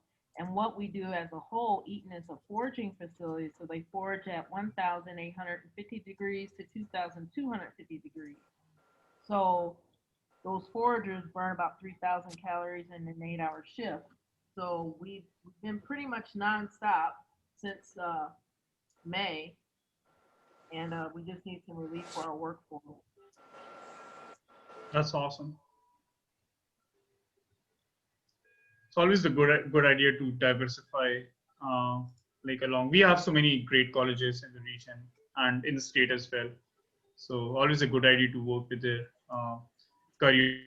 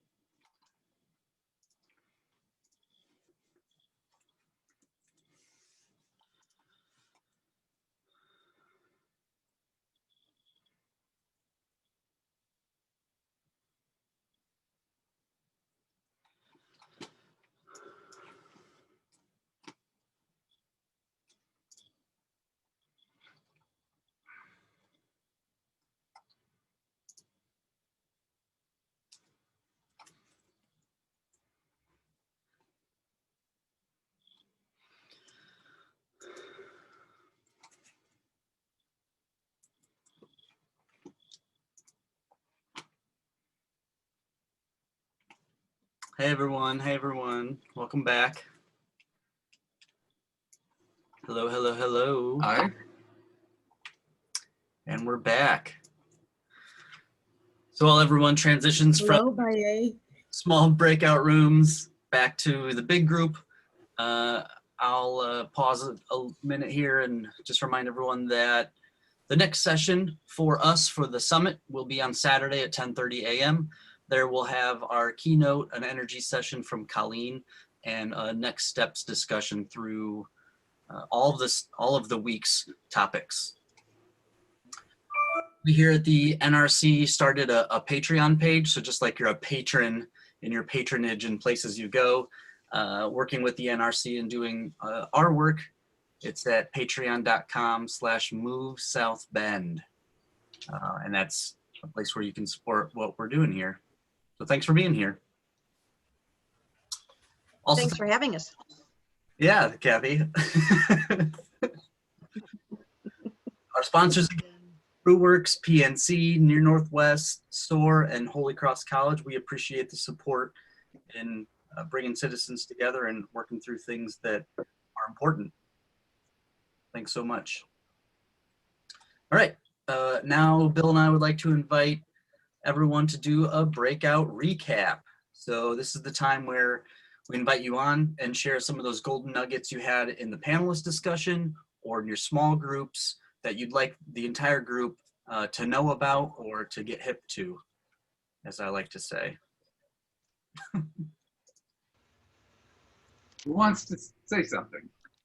Yeah. I'll speak, I guess, first. I have no problem being that guy. Go for it. Our small group, the second breakout session, I guess, I'm not quite sure exactly what the term or the name of it is, was absolutely fantastic. The dialogue was amazing. We kind of went a completely different direction than the two topics that the larger group spoke about, and had an amazing conversation about unity within the community and having a call to action for taking over our neighborhoods in our city as leaders in our community and working to unify us as the community together and not allowing politicians to determine where the growth of our city goes. We were just kind of digging into the nuts and how we thought we could do that when Grant pulled us back into the main, which that's great because our conversation probably could have gone another hour long.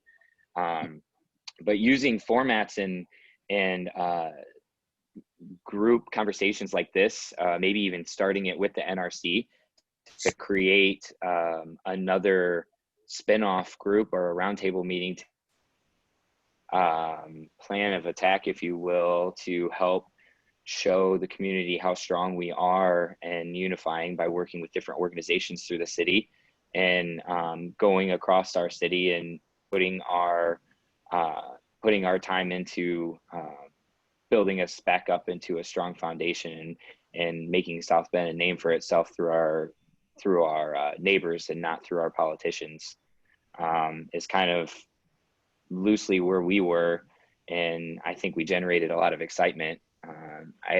Marilyn did a good job of kind of asking the questions and gearing the conversation towards that. And I think where we were headed was getting together outside of these summits, maybe even still through the NRC, and planning different events where we could come together and start working with small organizations, nonprofits, and different organizations that unify the city together as a community, and working with them, in maybe different months or picking and choosing where we go from here.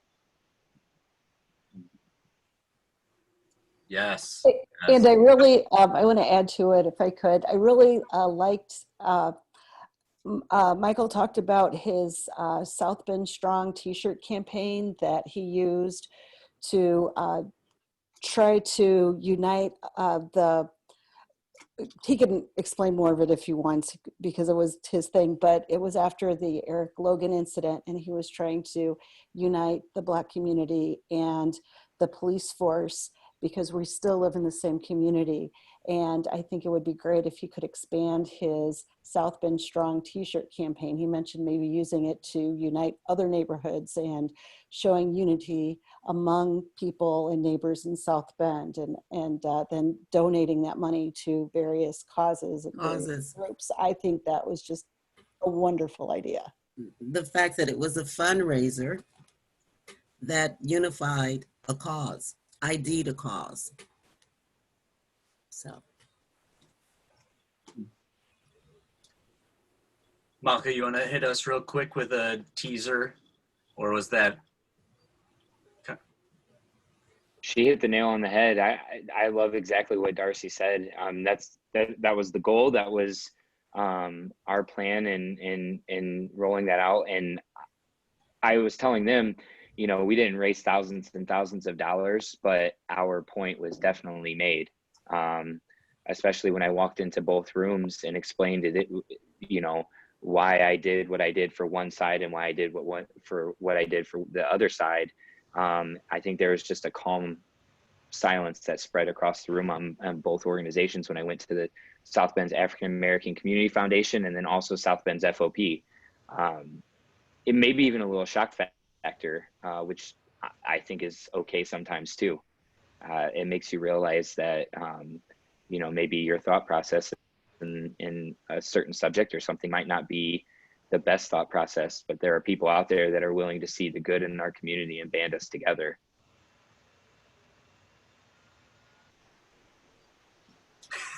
And it's a very cool concept of a shirt. I wish I had a picture to show you guys because we could use it for anything. I mean, it's our South Bend flag and it just has the hashtag. It says South Bend Strong on the back of it. And it's something I try to gain a lot of traction with, and I use it on my social media. Do you have one you can hold up to show us, or a picture? Yeah. I might be able to find a picture of it. Is that the shield one? I only saw it in a. No. Okay. And while he's looking for that, Colleen, I might want to add to that. We were also trying to incorporate healing along with the concept of whatever we came up with. The unification would be a form of healing for South Bend, because there are a lot of broken people. You have You're muted. Yeah. Collective trauma is a thing right now. There's summits going on around the world in collective trauma. Okay. And that's some impressive work. But the thing I took away from the last event, the one thing, is just to remember that in complete darkness, how much light a match gives off. Mm-hmm. And we need to be the light mm-hmm. in the complete darkness. And so that it really matters. One tiny little light in the midst of chaos or darkness mm-hmm. will I really like be that. effective. Yeah, we're much more powerful than we give ourselves credit for. That's the Marianne Williamson, right? It's you can either be the light or the mirror that reflects it. Either way. Yeah. All of us woo-woo people do the light thing. Yeah. I have a quick thumbnail. I'm not quite sure if you guys can see it. I'm gonna try to. Oh, nice. So that is the lion, which represents the pride. Like obviously that's kind of my thing. And it's built into the South Bend flag. And then this is available on our online store, and all the proceeds. And just so you know, too, another local plug, the Dugout does all of my clothing for me and runs my store. So I only use local for this stuff. And then also, so that's the back. I want it in the men's. Do you have it in the women's? You need it in Yes, I have it men's and women's. Yep. And it's in the Next Level shirts, so they're like nice fitted. Could you paste the link in the chat where we can find your online store? Oh yeah, definitely. So Colleen, I have a question for you. Yes. So what do we do about collective trauma? I mean, because I think I definitely feel that all the time. Yeah. How do we start solving this? Or what do we do to get out of trust? Trust is a big one, but how to get to trust. And there's a couple of things that have been said recently that really bring light here. One is, of course, being the light and understanding how powerful you are, bringing light to a situation. The other one is trust. Pete Buttigieg has been, his book, Trust, and how important that is. And that's definitely a critical factor, because I think without that, and it isn't trusting other people necessarily, it's knowing ourselves and knowing our own internal guidance system and being in touch with us and saying, that doesn't feel right to me. And being able to own that of who we are and trust ourselves and trust our inner voice that's talking to us. That's really important. And that's not as easily come about. It's not that easy to come by. You have to do the work, and you have to, well, I can help people get there. But I don't want it to be about me, and everybody needs to be able to do that. But so trust and questioning the intent of somebody else really causes a lot of problems. If we are able to look at somebody and take what they're saying for what they're saying and really take the time to hear what they're saying, then we might get somewhere with that. But where are we going to do this is the thing. I think Relive Strong, or not Relive, South Bend Strong is a really cool unifying thing. And one of the most important things that humans need is that connection. They need the belonging. If they don't have it, then they're going to feel like they're going to be threatened. And then they're going to be, when you're threatened, you're looking for trouble. You're always looking for the next threat, because that's where you are. And that sense of unity was something as cool as South Bend Strong. I just absolutely love that. That can say, hey, you got that? Then we belong. We're part of each other. And break some of the barriers. Yeah, because who doesn't want to be strong? Come on. That's like at our core. I just got goosebumps all over. I mean, that is cool. That is. It'd be fun if it was a level of strength. Like, are you? Yeah, I'm strong. Are you South Bend Strong? That's right. Right. Let's see what you got. Yeah. And we can be a thing. And the light is shining on South Bend right now. Pete really attracted a lot of attention here. So what we do here, it'd be really easy to make it internationally seen. That was one of the things I said in our breakout session. I want you and everyone in our community to know that now it's in our hands. Like for the better part of almost 3 decades, we had stagnant leadership that ran this city based on a good old boys club of his friends. And Mayor Pete came in and stoked a fire and helped jumpstart this community in this city to levels that we'd never been before, up until, back in the Studebaker days. And now it's stagnant again. Now we're relying on a leader that isn't the same as the leader that we had. And so what I don't want to see happen is go back to those almost 30 years of, our previous mayor before that did not get anything done. And we made ourselves a topic of the Wall Street Journal for all the wrong reasons, of one of them, dying cities of America. And I don't think anymore that we should put that type of power into one person. I think we need to put that power into leaders in our community. Yeah, I love that. Hey, Michael. Take ownership. Hey, Michael, I'm sorry, I had to step away for part of it, so I may have missed some of this, but in your discussions, were you talking about what has changed in terms of the interaction between, I guess, the mayor and the city and the people in the community? We didn't dig too deep into it, but that is definitely where the passion of my conversation went. I've been in this city my entire life for the most part, and like I said, I lived through the era of just stagnant, just the city being stagnant, not just stagnant, dying. Yeah. I still remember, 10, 12 years ago driving through downtown and every building was vacant. It wasn't like it was that long ago. And I'm going to have to say that we got lucky. I'm not going to say that we got lucky when Mayor Pete came around.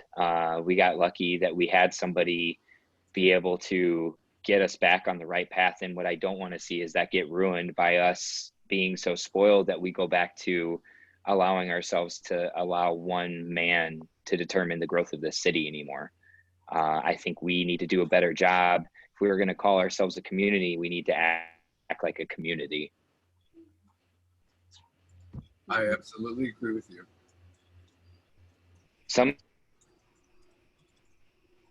This country right now, the Milwaukee's, the Grand Rapids, the Austin, Texas, this growth didn't happen because they had one made that all happen. It was done with a community of people that came together. It doesn't have to be because of money either. It was a community that had a vision, that did all the right things to put those growth opportunities in place. And I think that groups like this are a very solid foundation to get those types of things going. I just don't want it to see, like I said, I don't want to see that stagnant. I don't want to see us in the paper on headline of a dying city again, or to hear those type of things describing South Bend again. I think it's probably important that we're proactive in terms of saying what has changed or what's changing, or how are we moving in a direction where we don't want to move, and act on it. And also to be proactive in terms of saying these are things that we want to see happen, and be aggressive in making sure that they do happen.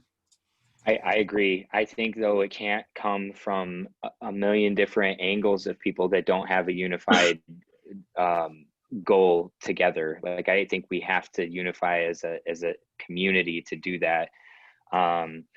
It gets lost in translation when 100 people with 100 different ideas start bombarding, the leaders in place and tell them that this is what we want, especially if not all of those ideas are for the city's best interest in mind.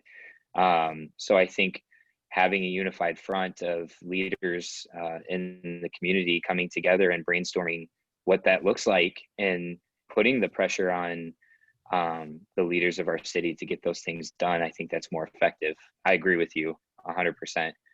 Like I said, I don't think that we did a lot in what Mayor Pete did with the city. I think Mayor Pete did all of that work himself, and because he's a great visionary and he had a lot of passion, and he put those things in place. We didn't do that as a community. We just kind of sat back and let the man work his magic. And I think when that happens, we grow stagnant as a community. And when we get a leader that doesn't quite have the same vision as the gentleman that we had, things can go south quickly. So, Michael, what would you think a unified front would look like, that would keep the momentum moving? There are a lot of entrepreneurs and visionaries on this call. Some are nonprofits, some are passion projects, some are, their businesses do really, really well financially. But the main thing that pulls us all together is that we're passionate about our community. The name of this group, the NRC, has the word neighborhood in it. I mean, that's what we're here for, to represent our neighborhoods. And so I think having more, group conversations like this, and more of a roundtable meeting of people that want to be heavily involved, and coming together with one goal in each of these, these organized sessions together, and then moving forward with that goal. Saying it out loud is fantastic, but putting it into action is what needs to happen. Yeah, because I've been in so many meetings where we talk and we talk and we talk, but it never, nothing ever happens after that. And James, we've talked about that with Dig In. We've talked about, I've talked about this with Regina Preston a lot. So how do you make it move forward? That's the thing that I'm concerned about. Anyone have any more on this move forward front? Any more things that we can move forward with from their small group or their panel they want to share? I'm just inviting more. One of the things that I was hearing was being more intentional and being collaborative. I mean, so Crystal, please correct me on this, or guide me on this. But we had talked about leveraging the resources that are in the community and talking to each other more in terms of how we can move forward. There's been this fatigue. There's been this whole frustration in terms of, it's like, okay, so I did this, it didn't work, I'm not doing it anymore. And we've got to bring people back into leveraging the resources that are available in a better way. And Crystal, I'm going to defer to you to make that more coherent. So I think there is fatigue, and I think the other thing that happens is that it becomes very competitive. And if there's one thing that I want to say, there is no one entity that can solve this problem. Just as Michael said, there's no one man or woman that can solve this problem. One hand can do only so much. Two, you can do a little bit more. But if you've got 1,000 hands, you can change a system. You can change the infrastructure. And, and I laugh about this. I had a conversation with Ivy Tech this week, and I said to him, here's the thing. Okay, so I got a $3.15 million grant to train people and help them get back to work, to help companies during this crazy time, to retrain people. Ivy Tech has just gotten 2 really fantastic initiatives. And when I look at that, I don't go, oh, well, they got all the money. I don't care who got the money. There's money here, and doggone it, I'm going to spend it one way or another, because there's so many people in our communities that need the help that this money can provide. But if my agency isn't talking up the Ivy Tech thing, and Ivy Tech isn't talking up the Work One thing, and James isn't talking up the Work One thing, and I'm not talking up what James is doing, then how many people did we hurt? That's where I am. yeah, like that. 3 Live Strong. Yeah, you're missing. If it's about you and your program and your thing, like that's just not what that is. That's the wrong thing. Yeah, it's not the wrong thing. It's just not the thing that's moving people forward. And Crystal, I agree with what you're saying, but do you have a solution? Talking everyone up. Not talking about, that's what she's saying, Marilyn. But how do you get the message to all these different people that could be left behind because the organizations aren't working together? So that's part of the project that we're working on. One of the things that the Workforce Board has to do is put together what we call our local plan. And that local plan is workforce based, obviously, but it's about bringing all of the resources together. Right now, it involves the employment and training people because we receive funds from the Department of Labor, which is why we have to tell them what we're going to do. Mm-hmm. But I have to tell you, Marilyn, I have met some amazing people on this call, and some people that I heard earlier. And it's a matter of just finding each other, being connected.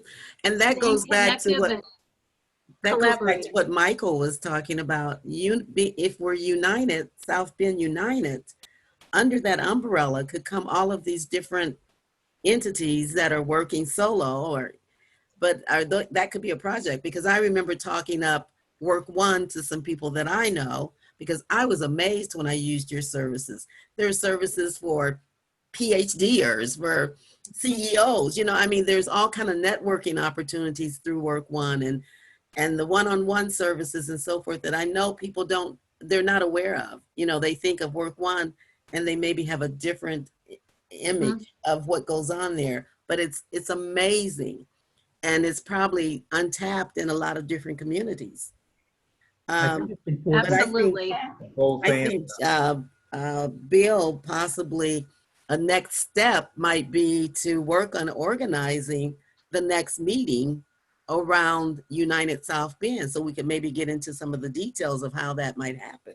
Well, you I know, think it's important that you do a both and though, because tomorrow I'm having phone calls with individuals to really have to follow up the conversation that we had on previous stuff, because they didn't connect with Work One because of what they thought didn't happen.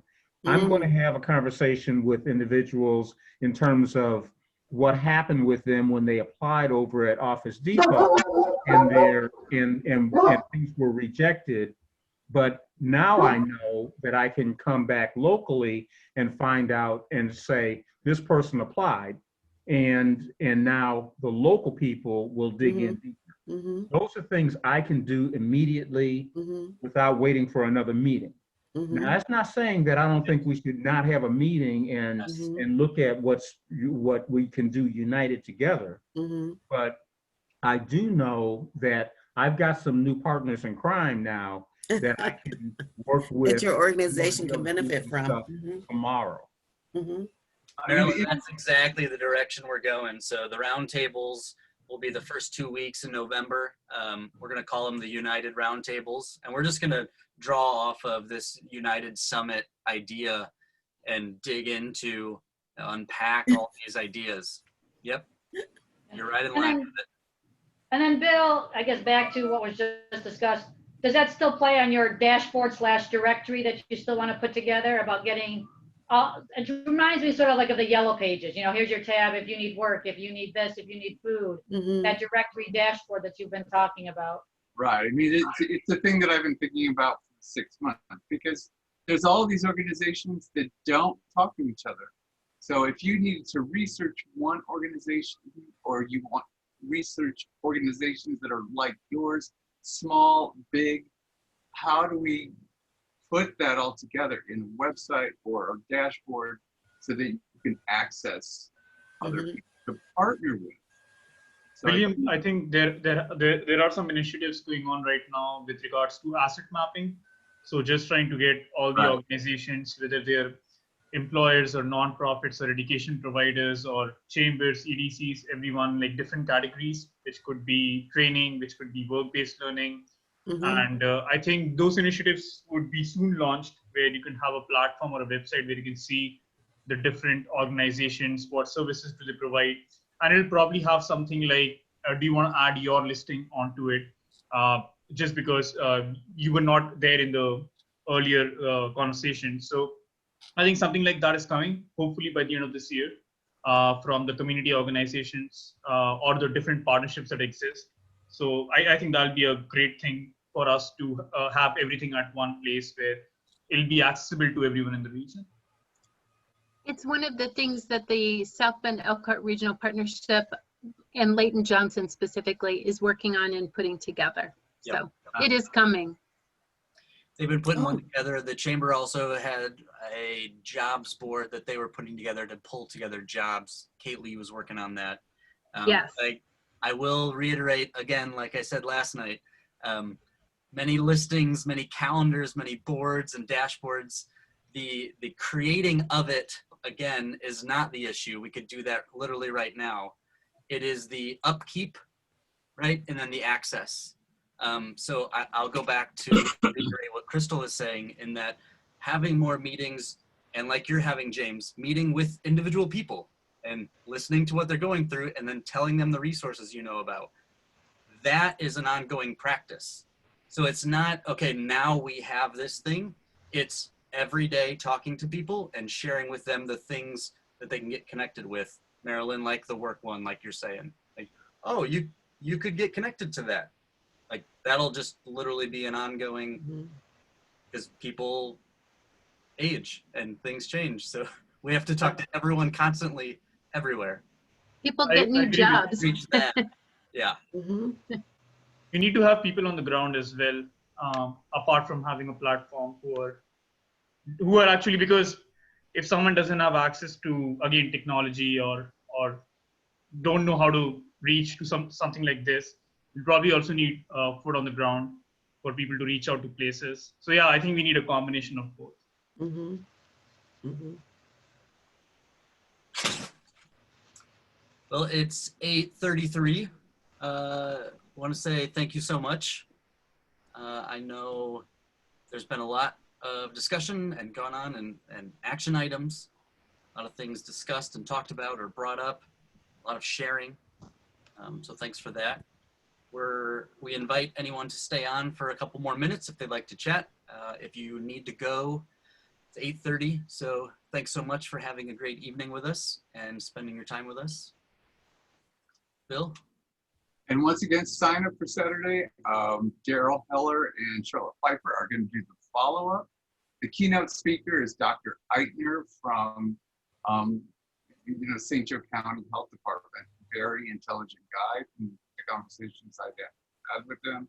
I think it'll be very interesting. He's going to talk about urban health, disparities in healthcare, disparities in access to healthcare. But he's also going to be talking about COVID too.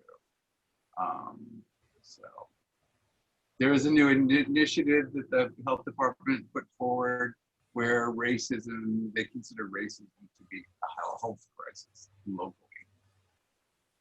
And he's going to talk about that too. Mhm. So I hope you guys join. I just wanted to do a quick plug really quick. If you guys are looking for something to do this weekend, one of my members, she is doing the first ever art show at Howard Park, the community center, on Saturday 1 to 6 and Sunday 2 to 5. And she's showing off. She did 22 pieces in a very short amount of time. Once we got this all set up for her, some of her stuff is on the wall behind me. And so it's just something neat that you could do. It's support a local artist and do something fun on the weekend. So Awesome. I like the work. I noticed it. Mm-hmm. She's very talented. All right. Thanks, everyone. Have a great night. Thank Good you all. night. See you on Saturday. Debates, wear your mask. Wear your mask. Thanks, everyone. Thank you. This was great, Grant. Thank you so much. Thanks, Crystal. And Marilyn, thank you for the plug. No.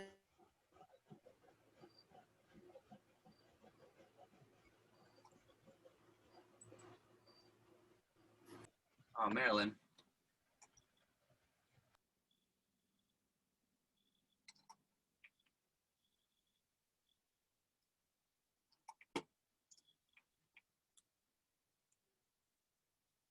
Marilyn, you there?